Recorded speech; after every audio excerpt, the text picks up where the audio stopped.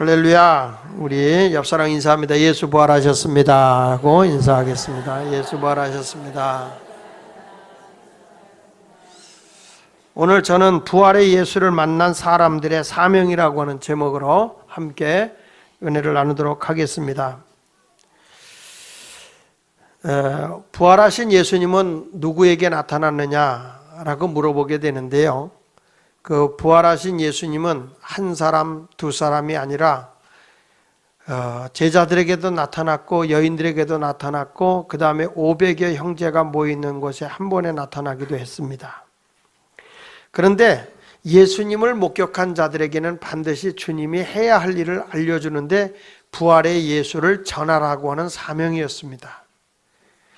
예수님께서 이 부활의 사실, 이 엄청난 충격적인 일을 많은 사람들에게 알려줬으면 좋겠는데 그렇지 않고 여기 보면 오늘 본문에 보니까 막달라 마리아와 그 밖의 여인들이었습니다. 이 시대는 남존 여비 사상이 철저했던 시대이기 때문에 여자들을 그렇게 인정하지 않는 시대잖아요. 여러분 성경을 보면 알지만 고린도서에 보면은 교회에서 여자들이 잠잠할지어다라고 할 정도로 그 당시에는 여자들의 고난을 인정하지 않을 때예요. 여자들이 무슨 말을 해도 그 말에 대해서 인정을 안 했습니다. 뿐만 아니라 교회에서도 숫자를 셀 때는 여자를 뺀 남자만 몇 명이다 이렇게 얘기했어요. 그러니까 여자는 숫자에도 들어가지 못한 불쌍한 사람들이었어요. 그 정도로 그 시대는 여자를 아주 그냥 가볍게 여겼죠. 그러나 지금은 여자가 없으면 되는 일이 없습니다. 지금 시대는 큰일 납니다. 그랬다가 지금 판사도 여자입니다. 잘못하면 큰일 납니다.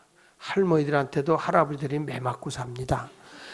그런데 지금 여자들의 고난이 굉장히 강해져 있어요. 이 시대는 여자들이 별로 인정을 받지 않는 그런 시대였는데 예수님께서 부활한 사실을 누구에게 알려줬느냐? 제자들이 아닙니다. 3년 동안 데리고 다니며 양육했던 제자들이 아니고 그냥 평범한 여인들이었어요. 그 여인들에게 부활한 예수님이 나타나셨고 너희들이 이 부활했다는 소식을 제자들에게 가서 알려줘라. 이렇게 예수님이 저들에게 부탁한 내용이 나와 있습니다. 그러면 그 당시에 여자들의 말을 듣지도 않는 시대에 왜 예수님께서 이렇게 보편적이고 평범한 여인을 이용해서 복음을 전하게 했을까 하는 생각을 하게 됩니다. 그런데 저는 가만히 성경을 보면서 평범하다고 다 쓰는 것도 아니에요. 그럼 여러분들이 그럴 거 아니에요. 하나님 나도 평범한데 왜 난 안 써요? 그럴 수 있어요. 근데 평범하다고 꼭 쓰는 거 아니에요. 그렇다고 또 잘났다고 안 쓰는 것도 아니에요. 잘나지 않았어도 쓰고요. 평범해도 쓰고요. 잘났어도 쓰고요. 근데 그 쓰임 받는 사람들의 특징이 있다는 거예요. 그러면 그 특징이 뭐냐? 오늘 내가 그 내용을 가지고 함께 은혜를 받으려고 합니다. 여러분 이 부활주일은 그 정해놓은 내력이 있습니다. 부활의 의미가 이 부활주일은 춘분이 지난 춘분이면 3월 21일이죠. 그죠? 춘분 낮과 밤이 똑같은 날이 춘분이에요. 다 알지만 그래도 아는 척 해주세요. 고개를 끄덕거리고. 그러니까 낮과 밤이 똑같은 날입니다. 그 낮과 밤이 똑같은 춘분이 지난 그 달의 보름날. 그러니까 음력으로 말하면 3월 15일 정도 되는 것 같아. 그 15일 보름날 지난 첫째 주에. 보름이 지난 첫째 주. 이때가 가장 달빛이 강하고 태양빛이 강할 때라고 그래요. 그리고 낮이 춘분이 지나면 낮이 길어지기 시작하잖아요. 그래서 가장 그 빛이 강할 때, 달빛도 강하고 햇빛도 강할 때인데 그때에 부활절을 지킨다는 거예요. 그것은 예수 그리스도가 빛으로 오셨잖아요. 그러니까 세상을 밝게 비치기 위해 오신 예수 그리스도. 근데 그 놀라운 사실을 왜 여인들에게 알려줬을까? 이 여인들이 도대체 어떤 여인일까 생각해 보는데 이 부활의 예수를 만나고 사명을 받은 사람은 평상시에 우리 주님의 은혜를 입은 자였다. 따라합시다. 은혜를 받은 자였다. 오늘 본문의 9절로 10절에 보면요. 마가복음 16장 9절로 10절에 이렇게 말합니다. 예수께서 안식 후 첫날 이른 아침에 살아나신 후, 부활하신 후 전에 7 귀신을 쫓아내어 주신 막달라 마리아에게 먼저 보이시니 마리아가 가서 예수와 함께 하던 사람들이 슬퍼하며 울고 있는 중에 이 일을 알렸다는 거예요. 예수가 부활했어요 라고 알려줬다는 거예요. 이 막달라 마리아와 그리고 함께 했던 여인들은요, 그 예수님에게 정말 큰 은혜를 받았어요. 이 7 귀신에 붙들려서 미친 생활을 했던 여인 아니겠습니까? 근데 이 여인이 그 7 귀신이 예수님을 통해서 쫓겨났을 뿐만 아니라 여인들 중에 병을 앓고 있던 분들이 예수님을 통해서 고침을 받았어요. 그래서 남들이 갖지 못한 영적인 체험을 한 여인들이에요. 은혜를 입었어요. 은혜를 받고 보니 예수님의 그 은혜, 우리같이 부족한 사람들에게도 구원을 베풀어 주신 은혜가 너무 고맙고 감사해서 그 여인에게, 그 여인들이 예수님을 계속 쫓아다니고 예수님과 함께 했던 제자들에게 하나님의 사역을 할 수 있도록 그 뒤에서 후원을 많이 했어요. 이 여인들이. 성경 말씀 누가복음 8장 2절로 3절에 보면 같이 읽어볼게요. 시작. 또한 악귀를 쫓아내신과 병 고침을 받은 어떤 여자들, 곧 7 귀신이 나간 자 막달라인이라 하는 마리아와 헤롯의 청지기 구사의 아내 요한나와 수산나와 다른 여자가 함께하여 자기들의 소유로 그들을 섬기더라. 예수님의 은혜로 병을 고침받은 그 은혜 체험을 한 사람들이죠. 그래서 그 은혜를 잊지 못하고 늘 예수님을 쫓아다니고 예수님을 섬겼어요.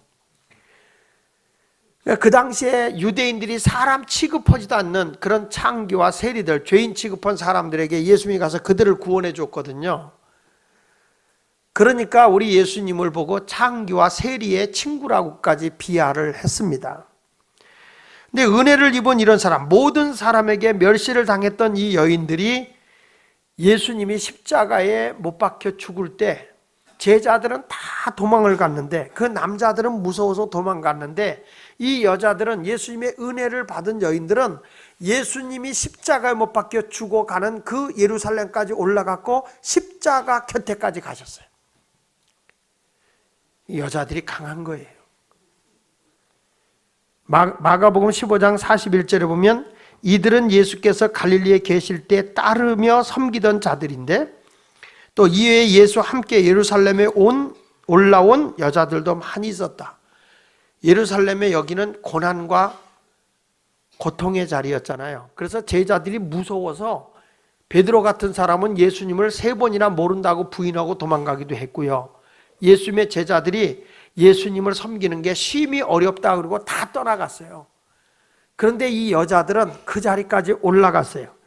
나중에 가서는 예수님이 십자가에 못 박혀 죽고 난 뒤에 예수님을 아리마대 사람 요셉이라는 사람이 자기 무덤에다 모십니다.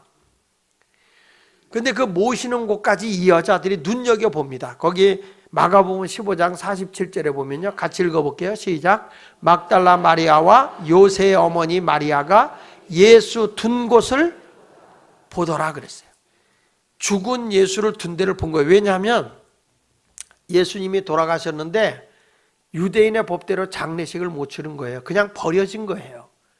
수의도 입히지 못했고, 예수 그리스도에게 원래 유대인들이 죽으면 향유와 몰약, 유황을 뿌려서 방부 썩지 않도록 하는 그런 역할도 했거든요. 근데 그냥 버려진 거예요.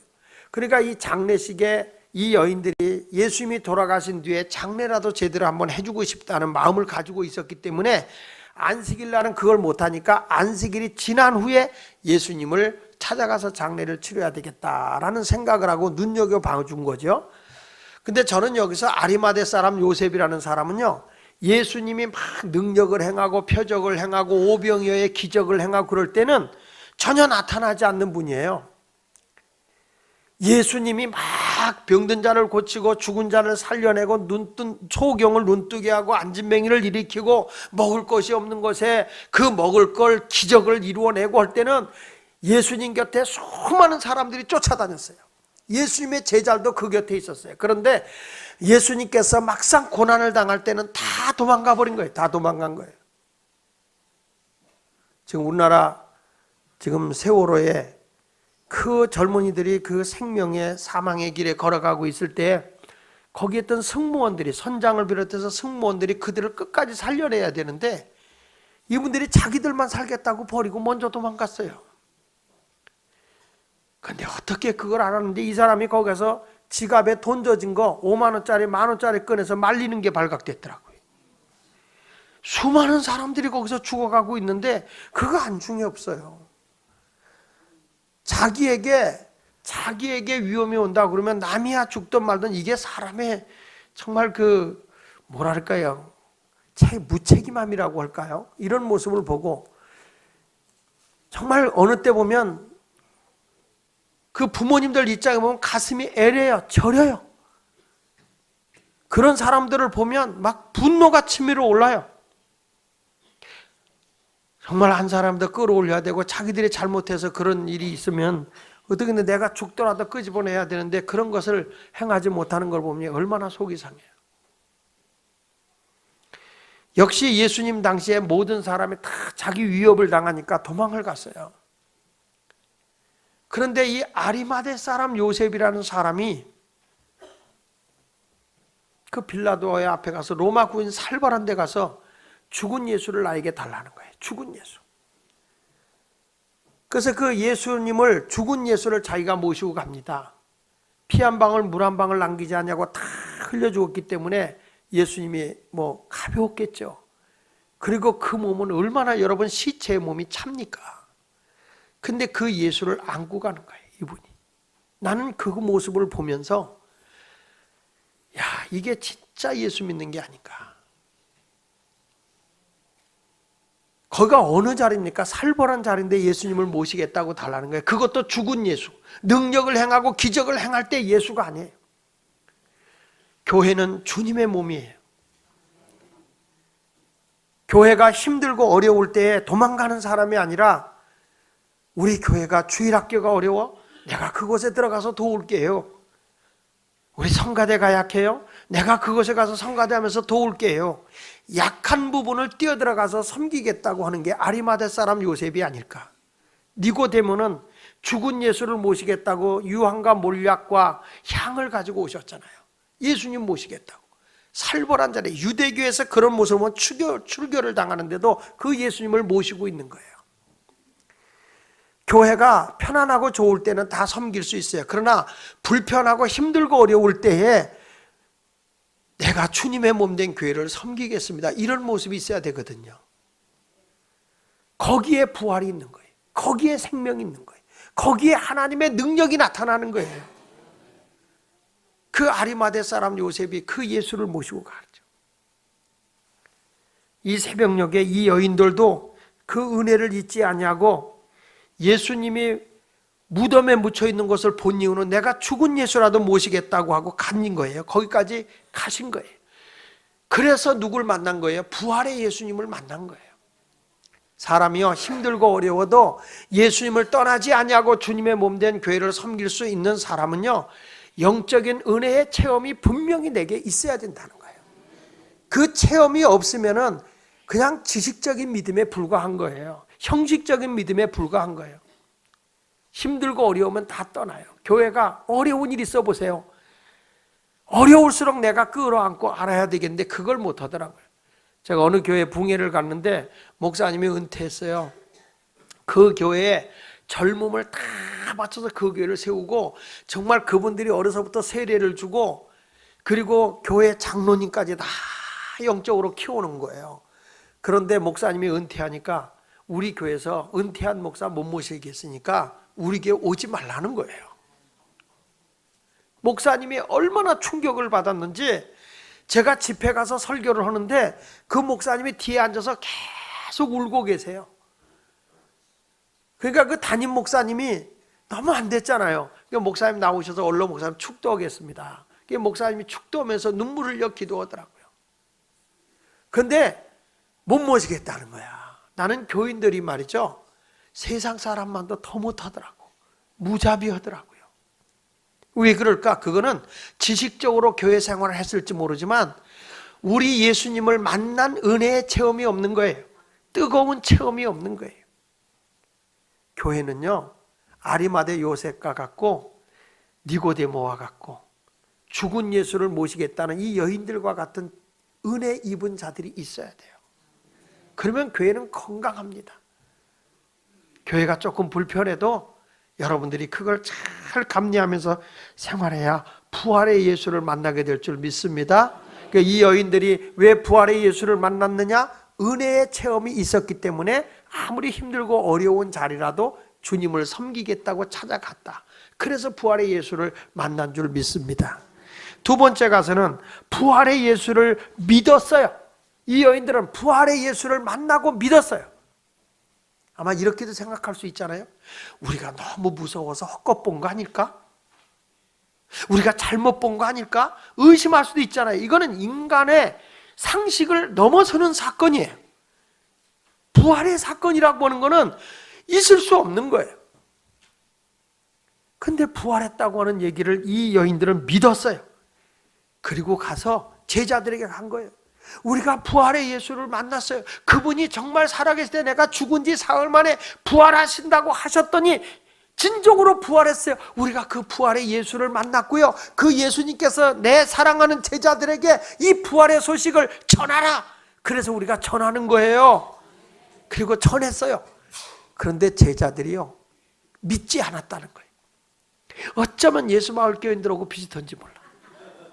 그렇게 말씀을 많이 해줬어요. 예수님이 앞으로 내가 예루살렘에 올라가서 십자가에서 죽을 거다. 죽은 지 사흘 후에 다시 살아날 거다. 내가 너희를 위해서, 너희 허물과 죄를 위해서 십자가에서 죽을 거다. 그리고 장사 지는 지 사흘 만에 다시 살 거다. 너희를 위해서 죽고 사흘 만에 살 거다. 너희를 위해 죽고 사흘 만에 살 거다. 이렇게 계속 예수님이 수도 없이 말씀을 하셨어요. 그런데 안 믿었어요. 우리가 열심히 이렇게 제가 설교해도요, 안 믿는 사람은 사명을 띠고 안 믿어요. 여기 보십시오. 11절로 13절에 보니까 뭐라고 하는가 보세요. 자, 시작. 그들은 예수께서 살아나셨다는 것과 마리아에게 보이셨다는 것을 듣고도 믿지 아니하니라. 그 후에 그들 중 두 사람이 걸어서 엠마오로 내려가던 두 제자가 시골로 갈 때 예수께서 다른 모양으로 그들에게 나타나시니 두 사람이 가서 남은 제자들에게 알리었으되 역시 예수님이 십자가에 죽었다는 사실만 알고 실망해서 엠마오로 가는데 부활의 예수가 나타나서 너희를 위해서 내가 살았다는 걸 일깨워줬어요. 그들에게 깨닫고 정말 예수님이 부활했네. 우리가 몰라봤어. 그리고 남은 제자들에게 우리가 부활의 예수를 만났다 그랬더니 남은 제자들이 안 믿어요. 여러분, 이 여인들도요, 그 무덤을 찾아갈 때 부활의 예수님이 말씀하신 대로 부활했을 거야. 우리 가보자. 그리고 기대감을 가지고 간 건 아니에요. 과거의 은혜에 너무 감사해서 죽은 예수라도 모셔보겠다고 충성심과 애정을 가지고 찾아간 거지 절대로 예수가 부활했을 거야 이걸 가지고 간 게 아니에요. 그게 8절에 나와 있어요. 보세요. 8절에 여자들이 부활한 예수를 만나고 나서 여자들이 몹시 놀라 떨며 나와 무덤에서 나와서 도망하고 무서워하여 아무에게도 아무 말도 하지만 입이 딱 다물어져 버린 거예요. 부활한 예수를 만나니까 얼마나 놀랬겠어. 예를 들어서 여러분의 아버님이나 할아버님이 돌아가셔서 이제 한식날 무덤을 갔어요. 무덤에 꽃을 가지고 가서 잔디도 깎아주고 꽃을 다 이렇게 놓는데 뒤에서 누구를 찾느냐 그래요. 그래서 여기에 우리 어머니, 우리 아버지, 우리 할아버지가 돌아가셔서 그분을 뵈러 왔습니다. 근데 젊은 모습으로 부활했기 때문에 몰라보는 거예요. 나다. 그래 보세요. 여러분 놀래서 기절해서 입이 다물어질 거예요 이게. 근데 예수님이 부활했다는 사실 앞에 이 아들이 전혀 이 여인들이 기대하지 못하고 갔다가 부활한 예수를 만나니까 너무 놀래버린 거예요. 만약에 예수님의 말씀대로 부활했을 거야. 부활했을 거야. 우리 가보자. 가보자. 그리고 갔는데 진짜 부활한 예수님이 거기 나타났다면 이렇게 말했으니까 봐. 우리가 부활할 줄 알았잖아. 정말 우리가 부활을 믿고 왔는데 진짜 부활하셨지. 예수님 부활하셨네요. 이랬을 거예요. 기대하고 갔으면 놀라지 않았어요. 전혀 기대하지 않고 시체만 보려고 갔던 건데 그분이 살아서 누구를 찾느냐. 여러분, 이 여인들은 그때 부활한 예수님을 만나고 믿었습니다. 와, 예수 부활했네. 할렐루야, 우리 예수 부활 승천하셨다. 믿었어요. 그리고 막 제자들에게 달려갔어요. 아줌마들이 달려본들 팔만 휘졌지만 얼마나 뒷박질하겠어요. 그냥 달려간 거. 우리 집사람 이때마다 우리 집사람 달리기 하는 생각이 나요. 고양이 세수래요. 맨날 요르기만 뛰지 다리가 안 떨어져요. 다리가 안 떨어져요.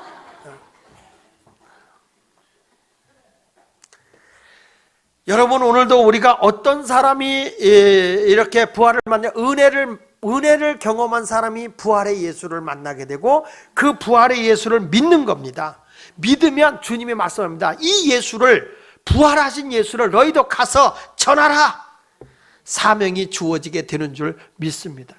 이 부활은요, 어떤 정신적인 부활이 아니에요. 그 톨스토이가 쓴 책 가운데서 부활이라는 책이 있습니다. 그 부활이라는 책에서 보면 거기에 그 주인공이 바로 네플류도프라고 하는 주인공이죠. 그 네플류도프가 그 소설의 주인공인데 이분이 이제 귀족이에요. 근데 이 사람이요, 젊은 청년 시절에 자기 고모네 집에 그 양녀를 하나 입양을 해요. 고모네 집에서 양녀를 입양했는데 그 여인의 이름이 카추사예요. 근데 이 카추사가 그 네플류도프라고 하는 사람한테 성추행을 당해요. 성폭행을 당하죠. 성폭행을.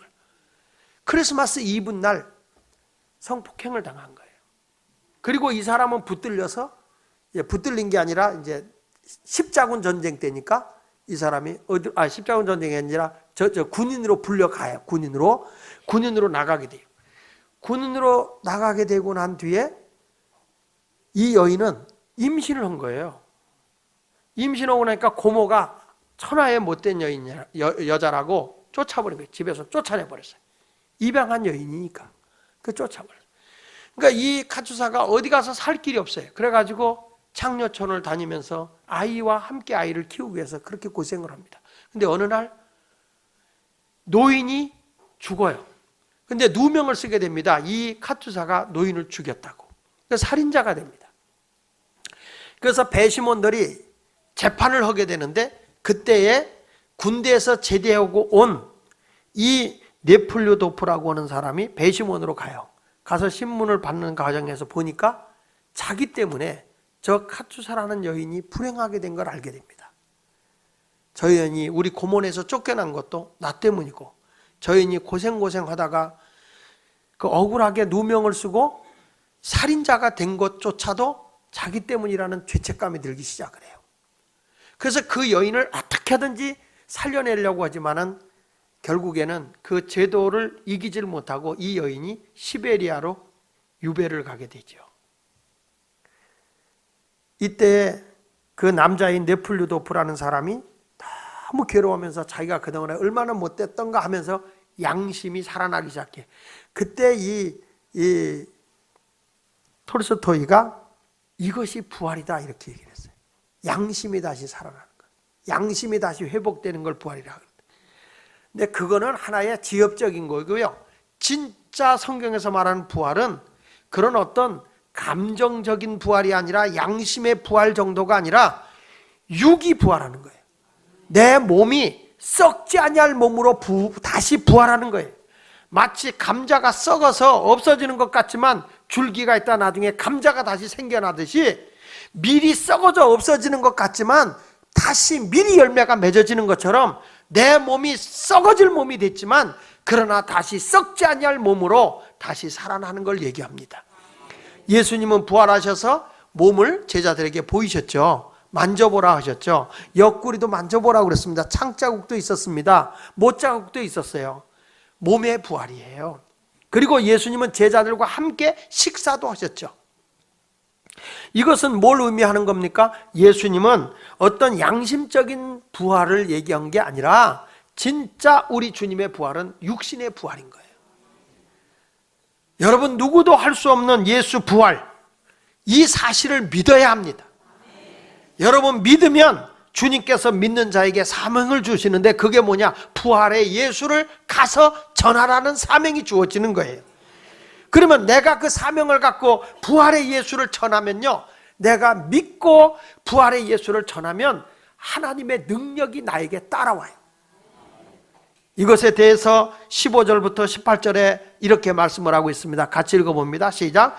또 이르시되 너희는 온 천하에 다니며 만민에게 복음을 전파라. 자, 여러분, 여기서 복음이 뭐죠? 예수 그리스도께서 나의 허물과 죄를 위해서 십자가에 죽었고 장사진 지 사흘 만에 뭐 했다는 거예요? 부활하셨다는 예수를 전하는 거예요. 예수는 다시 살았습니다. 우리도 죽어도 다시 삽니다. 썩지 아니할 몸으로 다시 삽니다. 부활을 전하는 거예요. 이게 복음을 전파하는 거예요. 이 복음을 전파할 때 그 복음, 예수 그리스도께서 나의 허물과 죄를 위해서 죽었고 사흘 만에 부활했다는 사실을 믿고 오늘 세례를 받은 것처럼, 믿고 세례를 받는 사람은 뭘 얻은 거예요? 구원을 받은 거예요. 내가 아무것도 하지 않아도 여러분이 예수 그리스도께서 내 허물과 죄를 위해서 십자가에 죽었고 그분이 장사진 사흘 만에 부활했다는 사실을 마음으로 믿고 입으로 시인하면 여러분 오늘 죽어도 천국에 가는 거예요. 이런 분 있죠. 아유, 나는 무슨 허물도 있고 부족함도 많은데 나 같은 게 뭐 천국 가는가? 여러분, 내 행위로 구원받는 건 아니에요. 열심히 신앙생활하고 행위로는 하나님의 약속하신 상과 복을 이 땅에서 누리고 살기 위해서 그걸 하는 거지, 약속의 복을 받기 위해서 우리가 하는 거지 구원받기 위해서 하는 게 아니에요. 생명은 예수님께로부터 얻어서 거듭난 거예요. 그래서 여러분, 내 안에 예수 그리스도를 믿고 부활한 사실만 믿으면 여러분 오늘 죽어도 난 어디는 간다? 천국은 간다. 그걸 확실히 믿어야 돼요. 저는요, 이번에 그 세월호 사건을 보면서 이런 걸 느꼈어요. 병이 걸려서 서서히 죽어가는 사람들은요, 죽음을 준비할 수가 있어요. 죽음을. 그런데 저런 사고가 나게 되면요, 죽음을 준비할 시간이 없다는 거예요. 누가 건져낼 수도 없어요. 그런데 항상 우리는 어떤 각오를 갖고 있냐? 난 오늘 죽어도 천국에 갈 수 있다는 구원의 확신을 가지고 살아야 돼. 저분들이 우리보다 죄가 많아서 저런 불행을 당한 게 아니에요. 기성세대들의 욕심 때문에 저런 불이익을 당한 거예요.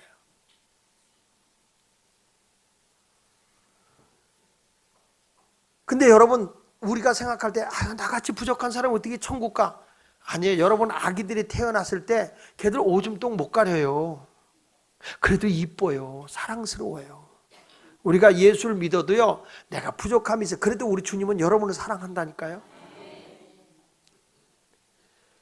오늘 부활절 새벽 예배가 있어서 조금 제가 일찍 가야 되겠다, 일찍 자자, 그래가지고 어저께 조금 다른 때보다 일찍 자려고 불을 껐어요. 막 잘라는데 11시쯤 됐는데 우리 딸이 애기 데리고 와요.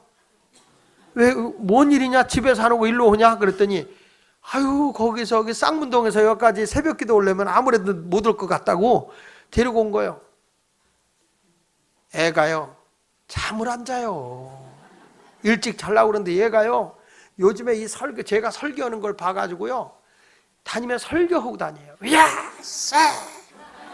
야싸! 하면서 막 설교를 하고 다니는데 1시까지, 1시까지 잠을 안 자는 거예요. 1시까지. 여러분, 그래도 이뻐요. 뭔지도 모르고 까부니까. 근데 철난애가 1시까지 안 그랬습니까? 이건 가서 줘 박아버려. 이거는 그건 이쁘지도 않아. 그건 이쁘지도 않아요. 뭐 이쁘겠어요. 여러분, 우리가 예수를 믿고 내가 부족해도요, 주님은 날 사랑한다는 거예요.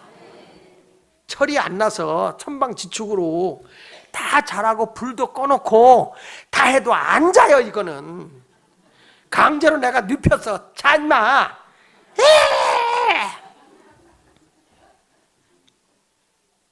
그래도 이뻐. 하나님의 심정은 더 이뻐해. 여러분, 내가 부족해도 예수를 믿으면 다 이뻐해.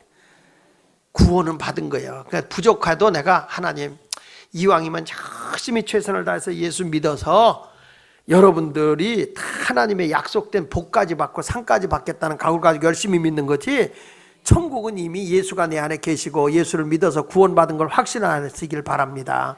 예수님이 나의 허물과 죄를 위해서 십자가에 죽었고 사흘 만에 부활했다는 사실을 확실히 믿으세요. 그리고 그 예수를 전하는 사람이 되기를 바랍니다. 여기 성경에 보십시오. 구원을 얻는다는 거예요. 근데 믿지 않는 사람은 정죄를 받는다 하면서 거기 18절에 이렇게 말씀해. 17절부터 보면 믿는 자들에게는 뭘 믿는 거예요? 예수 그리스도가 나의 허물과 죄를 위해서 죽었고 장사된 지 사흘 만에 부활한 사실을 믿고 그 예수를 전하잖아요. 믿는 자들에게 이런 표적이 따라와요. 표적이라는 말은 세미온, 이건 뭐냐면 사인이라는 거예요. 사인, 증표. 이런 믿는 증거가 따라오리니 저들이 내 이름으로 뭘 쫓아내며? 귀신을 쫓아내요.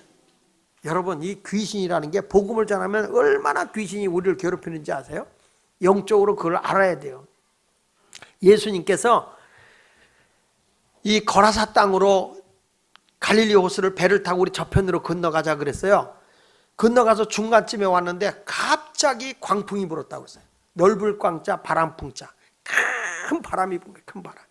그 바람이 막 몰아치는데 배가 뭐 풍랑해서 뒤집히기 직전이야. 근데 예수님은 콜콜 주무시기만 해. 제자들이 가서 깨웠습니다. 우리 죽게 된 걸 돌아보지 않습니까? 지금 배가 가라앉기 직전입니다. 예수님이 나오시더니 갑자기 말이야, 바람과 물결을 꾸짖으사 바람아 물결아 잠잠하라. 어딜 내가 이 시건방지게 여기서 이렇게 우리를 괴롭히느냐 꾸짖었다는 거예요. 성도 여러분, 바람이나 물결이 인격입니까? 인격이 아니에요. 그런데 뭘 꾸짖습니까? 꾸짖을 게 뭐 있습니까? 근데 예수님이 꾸짖었어요.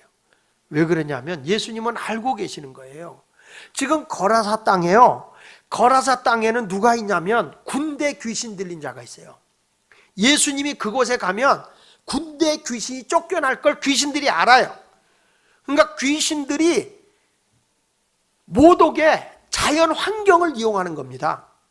가지고 풍랑을 일으키고 막 물결이 일어나게 하는데 예수님은 이것이 자연이 일으킨 것이 아니라 바로 영적으로 귀신이 하는 일인 걸 알아요. 예수님이. 그래서 그 귀신을 꾸짖은 거예요. 욥기서에 보면 욥의 자녀들을 사단이가 죽이는데 갑자기 집에 모여서 잔치를 오는데 태풍을 몰고 와서 집을 무너뜨렸다고 그랬어요. 그러니까 귀신은 자연도 이용할 줄 아는 거예요. 예수님이 꾸짖은 거예요. 이런 경우 있어요. 어떤 분은요, 교회를 왔는데 이래요. 목사님, 교회를 다니고 싶어도요 겁나서 못 다녀요. 그래. 왜요? 그랬더니 교회만 갔다 오면 팔이 부러진다든지 집안에 무슨 일이 자꾸 생긴다는 거예요. 교회만 갔다 오면. 그게 왜 그런지 아세요? 귀신이 우리 집을 장악하고 있다가 자기가 쫓겨날 걸 생각하니까 이게 뭐 자꾸 예수를 못 믿게 해방하는 거예요. 그때 단호하게 꾸짖어야 돼요. 나를 괴롭히고 예수를 못 믿게 고통을 갖다 드는 귀신아, 우리 집에서 떠나가라. 다시는 들어오지 못할 지어다. 이 꾸짖어야 돼요. 예수님도요, 시몬아 시몬아, 사단이 너를 밀가부로 털려고 청구했다는 거예요. 너를 갖고 놀려고 청구했다. 그래서 너가 시험에 들지 않기를 내가 기도했노라 그랬잖아요. 내가 아직도 살아야 할 날이 많은데 죽을 병이 걸려도 이건 인생의 건강에 광풍이 부는 거예요. 이런 것들은 지금 여러분 운명으로 받아들이면 안 되는 거예요. 분명히 어떤 일이 잘 돼야 되는데 이게 뒤틀리고 안 돼요. 이걸 여러분, 우리 주님은 뭐하러 오셨어요? 여러분에게 생명을 주고 풍요롭게 하기 위해서 오신 분이세요. 자꾸 점점 어렵게 하는 건 이거는 영적인 문제라고요. 그러면 예수 그리스도를 믿는 자들에게는 표적이 따라온다 그랬으니까 예수 이름으로 여러분을 불행하게 하고 아프게 하고 괴롭게 하는 귀신은 대적해야 돼요. 꾸짖어야 돼요. 나를 괴롭히고 고통을 갖다 주는 암덩어리야, 귀신아, 가난하게 하는 귀신아, 떠나가라. 우리 집에서 나가라. 다시는 들어오지 못할 쥐하다, 이렇게 선포하는 거예요. 대적하고. 그러면요 나중에 그게 떠나가고 못 와요. 어떤 사람은 이런, 귀신님 우리 집에서 나가 주시옵소서. 안 나가. 그건 인격적으로 하면 안 돼. 그건 대적해서 쫓아버려야 돼. 대적, 맞서라는 거예요. 맞서라. 예수 이름으로 대적해서 내쫓아야 돼요. 그래서 예수를 믿으면 뭐냐, 저희가 내 이름으로, 예수 이름으로 귀신을 쫓아내는 거예요. 여기 성경에 보니까 귀신을 쫓아내며, 할렐루야. 여러분 자꾸 일이 뒤틀리고 이런 집이 있어요. 한 일이 마무리될 것 같으면 막 연거푸 터지는 데 있어요. 연거푸. 그럴 때 여러분 뭐냐, 예수 이름으로 막 물리쳐야 돼. 근데 이것도 잘하세요. 또 남편한테 자꾸 하면 나가라, 나가라.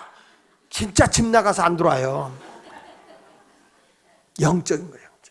그러니까 예수님도 벌써 그 거라사 땅에 딱 벌써 그 풍랑을 잠잠하여 거라사 땅에 탁 들어 떨어지자마자 귀신, 군대 귀신 들린 자가 벌써 탁 예수님에게 무릎을 꿇잖아요. 나와 무슨 상관이 있어서 나를 괴롭히려고 왔나이까. 예수님이 오자마자 귀신이 괴롭다는 거예요. 왜 괴롭히러 왔냐는 거예요. 이미 예수께서 그에게 들어간 귀신이 떠나가라고 명했기 때문이었다 그랬어요.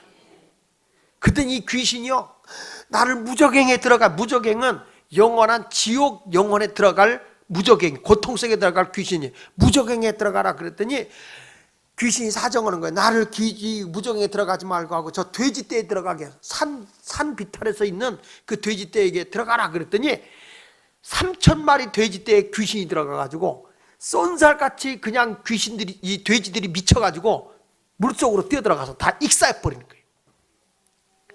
그러니까 동네 사람들이 무서워서 예수님 보고 떠나가래. 예수님이 계셔야 산다니까요. 믿는 자들에겐 이런 표적이 따라오는 거예요. 저희가 내 이름으로 귀신도 쫓아내며, 그 다음 뭐냐, 새 방언을 말해요. 다른 나라의 언어를 써야 전도가 될 거 아닙니까?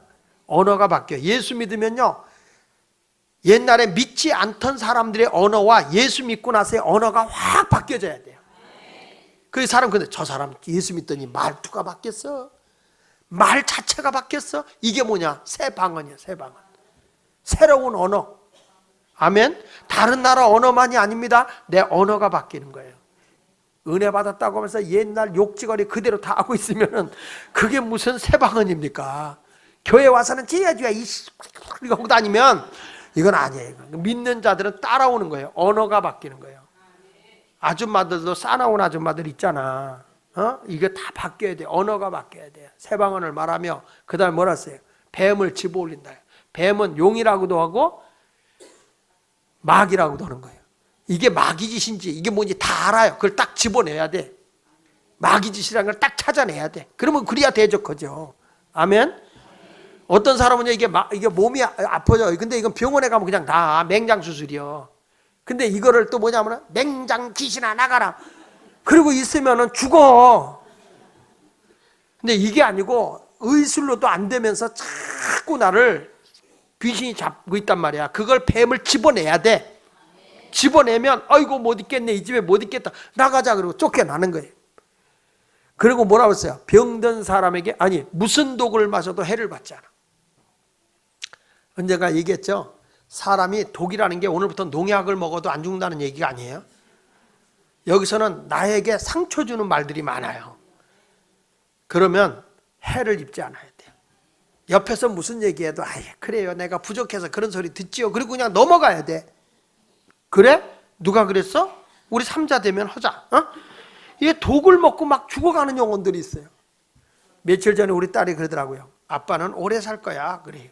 왜? 교회 지면서 뒤에서 얼마나 많이 욕먹어. 욕을 얼마나 많이 먹냐는 거예요.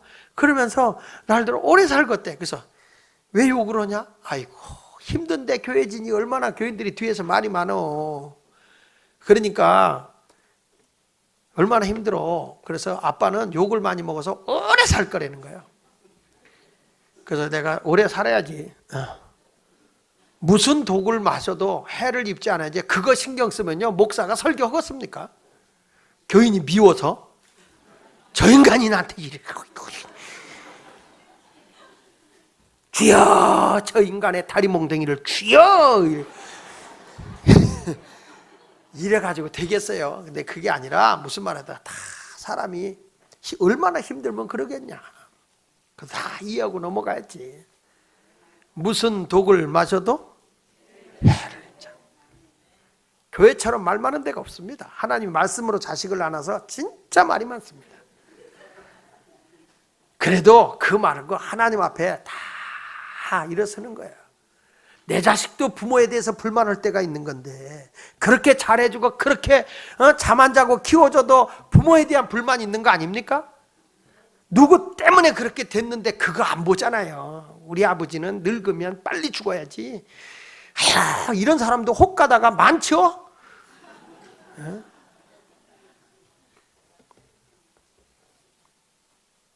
무슨 독을 마셔도 해를 받지 않아야 돼. 그 다음에 뭐라고 하니? 병든 사람에게 손을 얹은 적 낫는데요. 여러분, 부활의 예수를 전하고 병든 자에게 손을 얹어 병이 낫는 겁니다. 예수님의 제자들도 그 사실을 본 거예요. 그러니까 여러분, 선교사들이 약도 없고 아무것도 없는 데 가서 선교지에서 기도하잖아요. 믿음으로 기도했잖아요. 이런 기적들이 굉장히 많이 일어나는 거예요. 한 선교사는요, 선교지에 가서 이미 죽은 사람 놓고 기도했는데 살아난 거예요. 그러니까 우리 하나님은 능치 못함이 없어요. 전능하신 하나님 믿고 나가면 살게 되는 줄 믿습니다. 오늘 본문에도 예수님께서 20절에 읽진 않았지만 부활 승천하고 난 뒤에 제자들이 예수 부활했습니다. 그 예수를 전한 거예요. 자, 같이 읽어볼게요. 시작. 제자들이 나가 두루 전파할세 주께서 함께 역사하사 그 따르는 표적으로 말씀을 확실히 증언했다. 막 표적이 따라오는 거예요. 여러분, 목사만 그런 역사가 일어나는 거 아니거든요. 여러분들이 예수 그리스도가 나를 위해서 죽었고 사흘 만에 부활했다는 사실을 믿으십니까? 그럼 그 부활의 예수를 전하세요. 예수를 믿으라고 전하고 기도하세요. 그러면 표적이 따라오는 거예요. 장목사만 역사하는 거 아닙니다. 믿으면 됩니다. 교회 우리 디렉터들이나 장로님들이나 권사님, 집사님, 목자님들도 다 그 예수를 믿고 예수를 전하면서 기도하면요, 표적이 따라오는 거예요. 어떤 특정인 애가만 주어지는 거 아닙니다.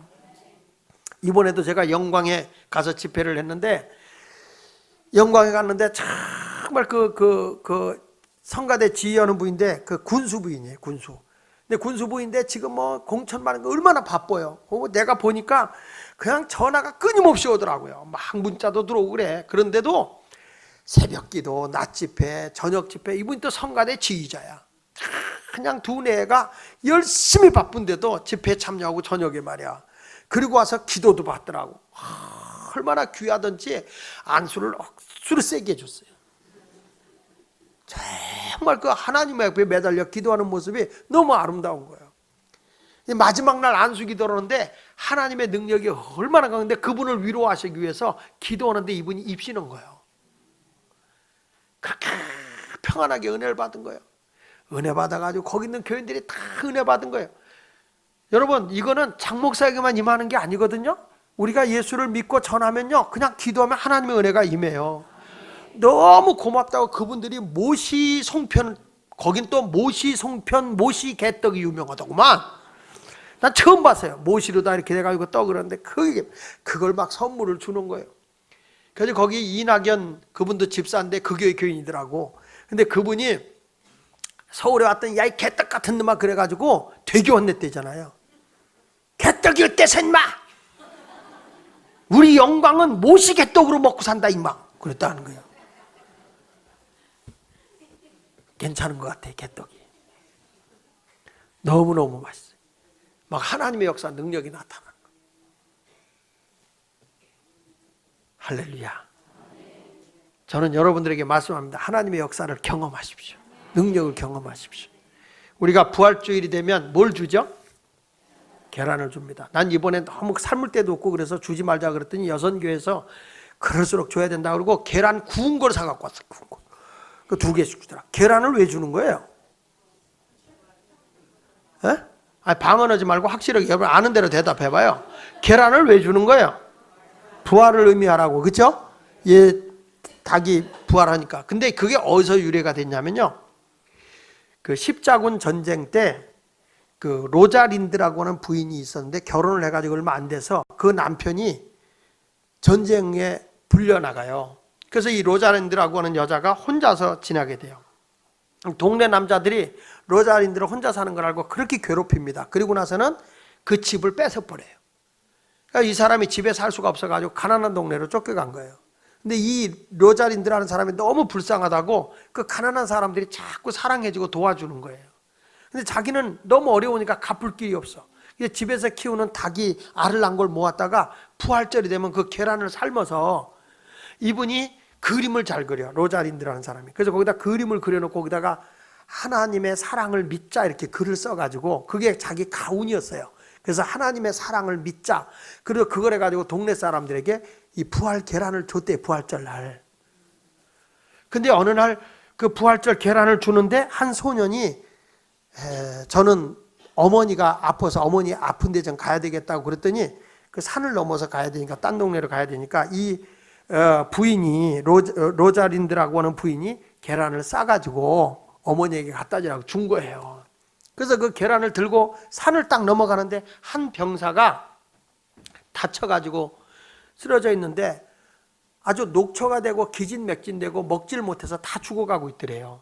그래서 너무 불쌍해서 그 사람에게 계란을 준 거예요. 이거라도 잡수고 기운 차리라고. 근데 그 병사가 일어나가지고 계란을 딱 깔려고 보니까 그림이 그려있고 거기다가 하나님의 사랑을 믿자라는 글이 써 있는 걸 보고, 아, 이건 우리 집의 가훈인데 도대체 이걸 어디서 이걸 받았냐 했더니 그 여자에 대한 얘기를 자세히 한 거예요. 이분이 다쳐가지고 왔다가 아내를 못 찾고서 이렇게 된 거예요. 그래가지고 그제 가서 찾아가 보니까 그 여인이 자기 아내인 거예요. 그래서 만난 거예요. 그때부터 이 부활의 계란을 전혀 준 거예요. 여러분 먹고 떨어지라고 준 게 아니에요, 이게. 이 부활의 계란이 나도 먹지만은 남을 살려내는 거예요. 가정을 화합시키고 남을 살리는, 그러니까 그 부활 계란을 2개 주는 걸 혼자 다 먹고 하라는 게 아니에요. 하나는 먹고 누굴 주면 그 사람이 살아날 수 있는 거예요. 이 부활의 의미가 그런 의미가 있어요. 오늘 계란을 주거든 하나만 드세요. 그리고 하나는 어려운 이웃과 한번 나눠보세요. 그러면 그분도 하나님의 사랑을 알게 되고, 누가 알아요? 그분이 헤어졌던 만나게 될지 누가 알아요? 모쪼록 하나님의 은혜가 여러분들에게 함께 하시고요, 이번 부활주일에 부활의 증인들이 되는 여러분 모두가 되시기를 예수 이름으로 축원을 드립니다. 우리 다 같이 이 시간 한음성으로 기도하도록 하겠습니다.